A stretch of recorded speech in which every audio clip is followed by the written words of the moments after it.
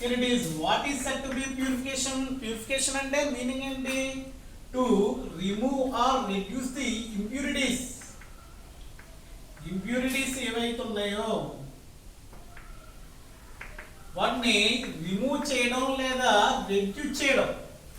Reduce చేయడం మనం ఏదైతే ప్రాసెస్ యూజ్ చేస్తామో దాన్ని ఏమంటాం అంటే ప్యూరిఫికేషన్ టెక్నిక్ అని చెప్తాను.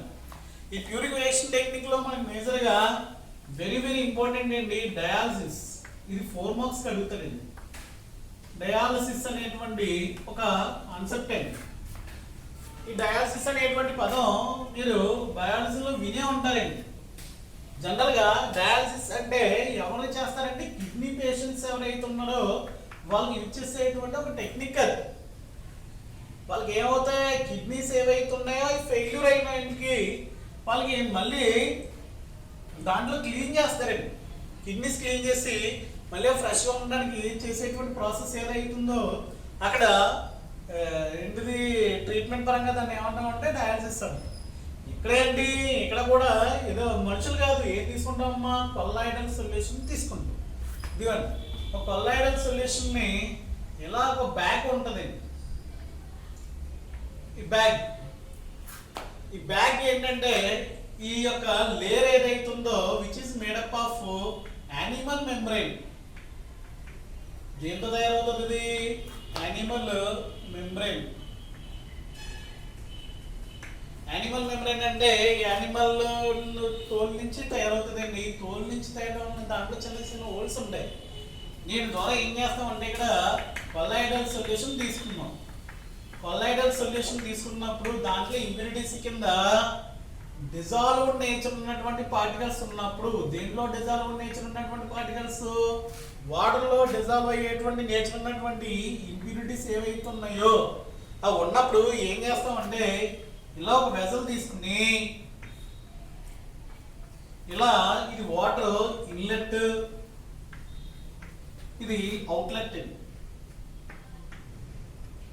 ఏం చేస్తాం అంటే ఈ యొక్క పార్షియల్ మెంబ్రెయిన్ ద్వారా మనం వాటర్ అనేటువంటిది కంటిన్యూస్ ఫ్లో చేస్తాం.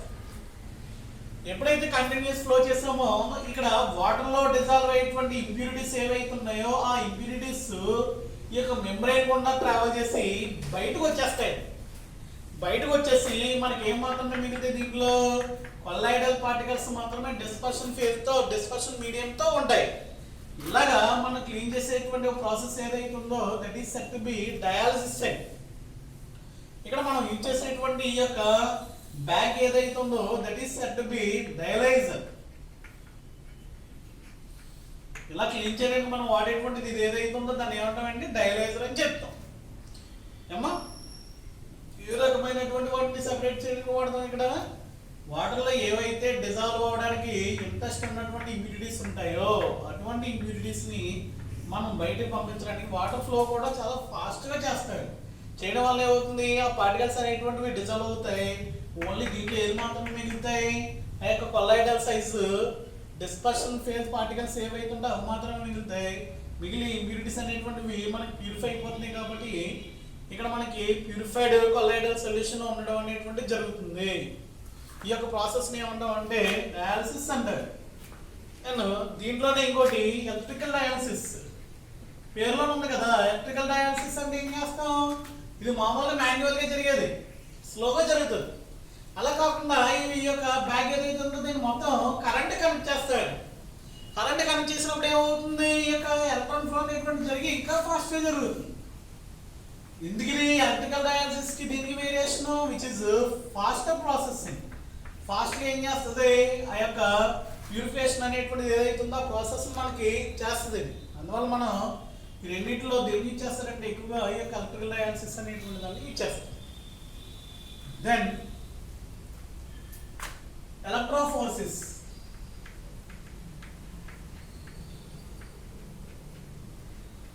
ఎలక్ట్రోఫోర్సిస్ అంటే ఇక్కడ కూడా ఏం చేస్తాం అంటే ఇలాగ యూ షేప్ ఉన్నటువంటి ఒక వెజల్ ఉంటుంది. ఈ వెజల్లో కొల్లాయిడల్ సొల్యూషన్ తీసుకుని దీన్ని ప్లాటినం ఎలక్ట్రోడ్స్ ఏవైతే ఉన్నాయో వాటికి అటాచ్ చేస్తాను. అటాచ్ చేసి దీన్ని పవర్ సప్లై ఇస్తాం. ఇలా పవర్ సప్లై ఇచ్చినప్పుడు ఏం జరుగుతుంది, ఈ యొక్క ప్లస్ ఉన్న చోటికి నెగిటివ్ అయాన్స్, నెగిటివ్ ఉన్న చోటికి ప్లస్ అయాన్స్ ట్రావెల్ అవుతాయి. ట్రావెల్ అయ్యి ఇక్కడ కొల్లాయిడల్ సొల్యూషన్ అనేటువంటిది ఏదైతే ఉందో దాన్ని ప్యూరిఫై అవుతుంది. ఈ యొక్క ప్రాసెస్ ఏదైతే ఉంటుందో that process said to be electrophoresis. ఏమంటామండి? ఎలక్ట్రోఫోర్సిస్. ఇప్పుడు ఏం చేస్తాం? ఈఎంఎఫ్. ఏం చేస్తామండి? ఎలక్ట్రికల్ ఈఎంఎఫ్ అనేటువంటి దాన్ని యూజ్ చేయడం వల్ల ఏమవుతుందంటే ఆపోజిట్ చార్జెస్ ఉన్నటువంటి ఇంప్యూరిటీస్ అనేటువంటివి ఆ యొక్క యానోడ్ క్యాథోడ్ దగ్గరికి వెళ్ళడం జరుగుతాయండి. అలా జరగడం వల్ల మనకి ఇంప్యూరిటీ అనేటువంటిది రిమూవ్ అయ్యి మనకి కొల్లాయిడల్ సొల్యూషన్ అనేటువంటిది ఉంటుంది.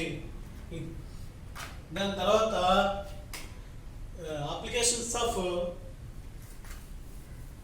It is nothing but applications ముందు properties of colloidal solutions. Properties of colloidal solutions. Properties లో మేజర్ గా 4 ప్రాపర్టీస్ ఉంటాయండి. ఒకటి టెండాల్ ఎఫెక్ట్.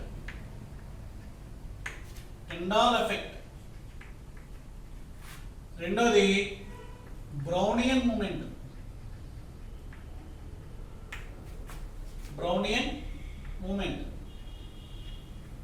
మూడోది కోయాగ్యులేషన్.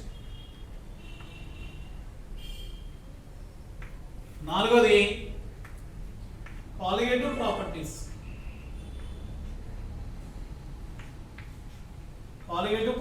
అనేటువంటి ప్రాపర్టీస్ గురించి ఇక్కడ డిస్కస్ చేయాలి.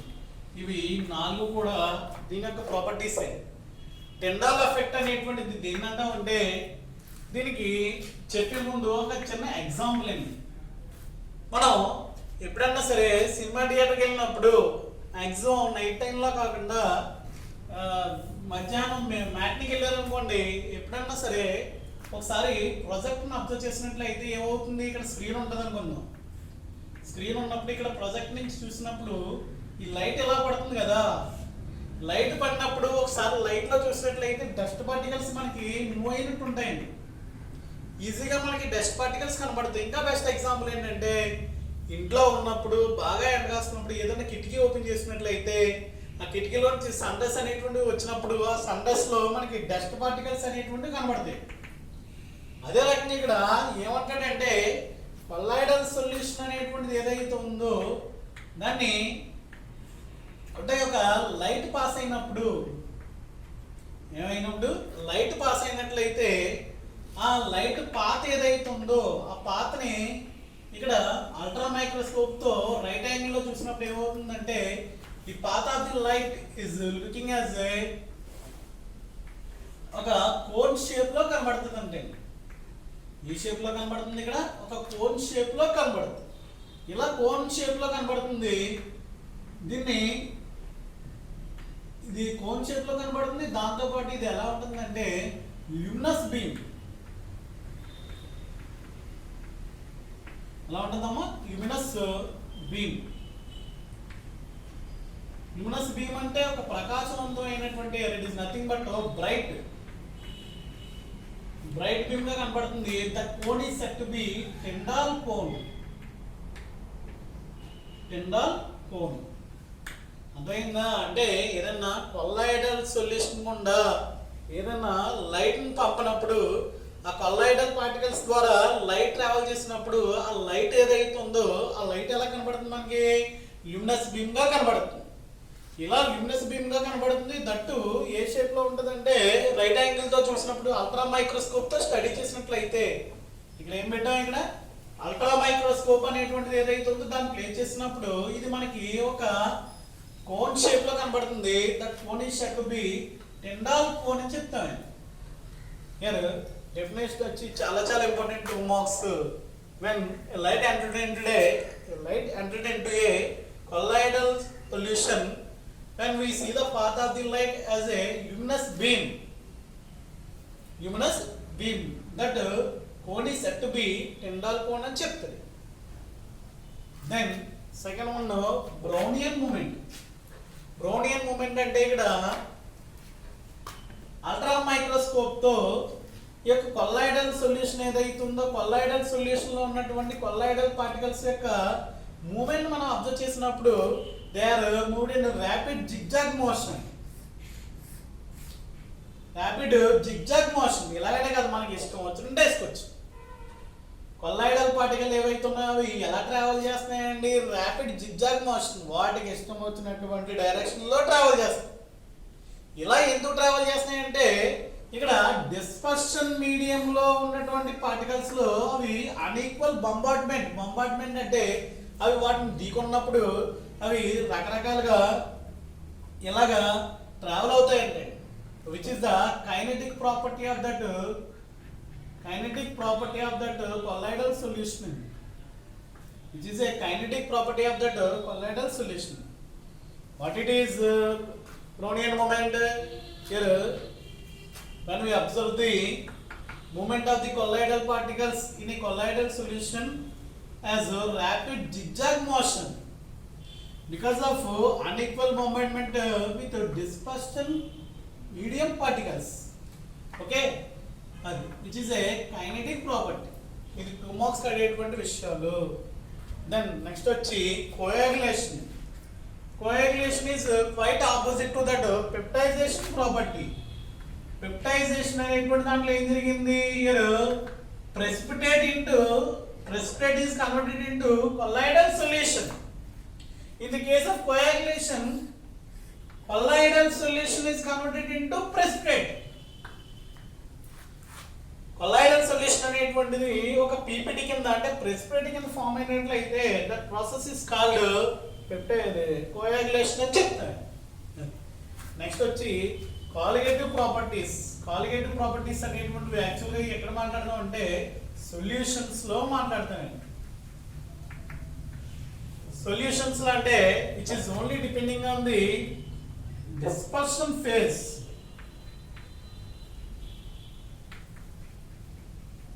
డిస్పర్షన్ మీడియం, డిస్పర్షన్ ఫేజ్ అనేటువంటి రెండింటిలో ఉన్నాయి కదా, దాంట్లో డిస్పర్షన్ ఫేజ్ మీద మాత్రమే డిపెండ్ అయినట్లయితే అటువంటి ప్రాపర్టీస్ ఏవైతున్నా ప్రాపర్టీస్ మనం కాలిగేటివ్ ప్రాపర్టీస్ అంటాం.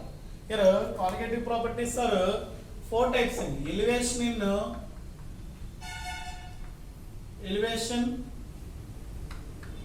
In boiling point, depression in freezing point, osmotic pressure. ఇవన్నీ మీరు సొల్యూషన్స్ అనేటువంటి ఒక లెసన్ ఉంటుందండి, ఆ లెసన్లో నేర్చుకుంటాం. అంటే ఇవన్నీ ప్రాపర్టీస్ కూడా ఈ యొక్క దేని మీద డిపెండ్ అవుతాయండి?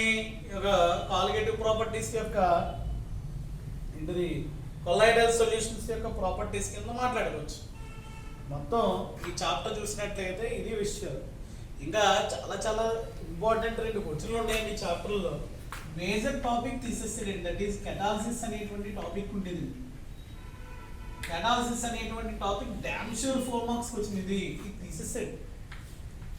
అదేవిధంగా ఎమల్షన్ అనేటువంటి 4 మార్క్స్ వచ్చిన ఇది కూడా మోర్ నెంబర్ ఆఫ్ టైమ్స్ ఇచ్చారండి, ఇది తీసేసాడు.